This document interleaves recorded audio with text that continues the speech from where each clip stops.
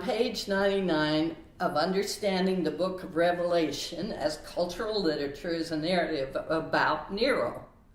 Nero was emperor of the Roman Empire during the time of John the disciple. He definitely lived by the sword. He burned Christians as torchlights for his garden parties, and he also murdered his mother and his wife.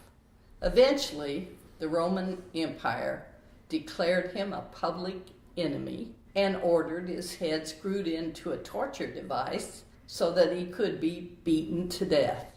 To avoid public execution, Nero fled and drove a sword into his own throat. Revelation 13:9 says, "If you kill with the sword, you must be killed with the sword." That is a reciprocal action. Nero lived by the sword and Nero died by the sword. Sounds like Nero really deserved it. How about the soldier, though, who has been ordered to kill? Does he also deserve to die by the sword? Well, the background of that is the Old Testament commandment, "Thou shalt not kill." But John the Revelator says, all who hate a brother or a sister are murderers. That suggests that the thought gives birth to the deed. Yeah, in the New Testament, though, sin isn't graded. It's the motive of the heart that matters, so that killing is no worse than gossip. All major religions of the world teach some form of the Golden Rule, but each also teaches some form of reciprocity. For example, Christianity says, "Do to others what you would have them do to you." Confucius taught a negative form of that rule, which reads, "Never do to others what you would not like them to do to you." Other forms of the Golden Rule are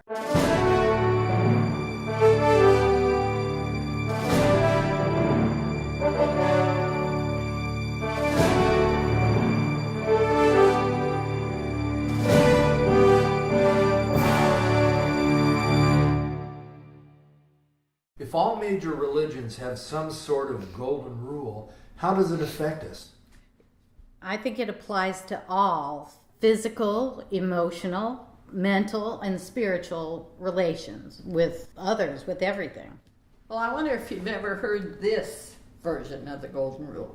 Do unto others before they do to you.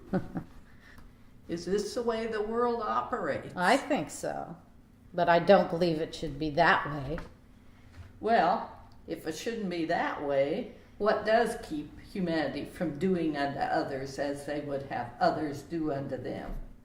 I think people believe there's not enough good to go around and that they have to hold on to what they have.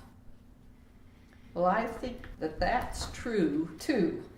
But I wonder if we're also afraid that others will not reciprocate or return our kindness. Maybe. Well, when I was a young mother, I was certainly preoccupied with my own plans and absolutely unconcerned about my neighbor. But I became aware that I was losing more than I was winning in personal relationships. Eventually, I actually became severely depressed because I didn't know how to solve conflicts in my relationships. I certainly did not want to do unto others as I would have them do to me. At that point, I didn't even consider that sensible behavior. But out of desperation, I decided that I'd try the Golden Rule since it had been preached to me all of my life. And since that day, long ago, I have tested the Golden Rule, and I have found that it does work.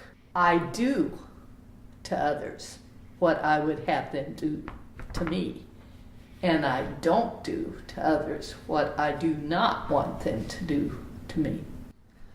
To make sense of the Golden Rule and the law of reciprocity, though, we need to understand it. Webster defines reciprocate as to give and get, to return in kind or degree interchange. The word reciprocity is described as mutual action, dependence, mutual exchange. When we obey the golden rule, we nourish the kind of relationship which motivates others to reciprocate in kind. We offer good acts and good thoughts to others, and we get good acts and good thoughts from others. A necessary part of this decision, though, is to withhold evil acts and evil thoughts from others so that others withhold evil acts and evil thoughts from us. So all actions create a reaction. Yeah, I guess that's true. How would you reciprocate, for example, if you felt someone treated you with respect? Well, I guess I'd reciprocate by returning that respect. Has anybody ever treated you badly when you were kind to them? That has happened to me. Why do you think that happened? Actually, they knew I wanted something from them. So you really weren't being kind, and they saw through to the motive of your heart. I'm afraid that's right. For Christians, a decision to try the golden rule puts us in tune with Christ's law of the universe, which is reciprocity.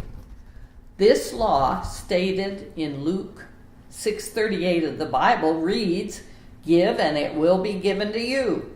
A good measure, pressed down, shaken together, and running over, it will be poured into your lap. For with the measure you use, it will be measured to you." Or we can decide not to give evil, and it will not be given unto us. Evil will not be pressed down, shaken together, or running over and poured into our lap. If we don't give evil, we don't get evil. That decision improves our lives. It certainly does. Well, it sounds to me like we're commanded to love our neighbor more than we love ourselves. But I believe we need to love ourselves as well as we love our neighbor. Justice demands we cannot allow God's image to be trampled in us. You're absolutely right. None of us can be superior in any way, for we're all made in the image and the likeness of God. All of us are created equal in the sight of God. You can't shortchange yourself. Christ's plan guarantees our neighbor will reciprocate in kind. What we give is going to be given to us, pressed down, shaken together, and running over. It is poured into our laps. And the evil we withhold will be withheld from us. The government on Christ's shoulders guarantees our neighbor will reciprocate in kind.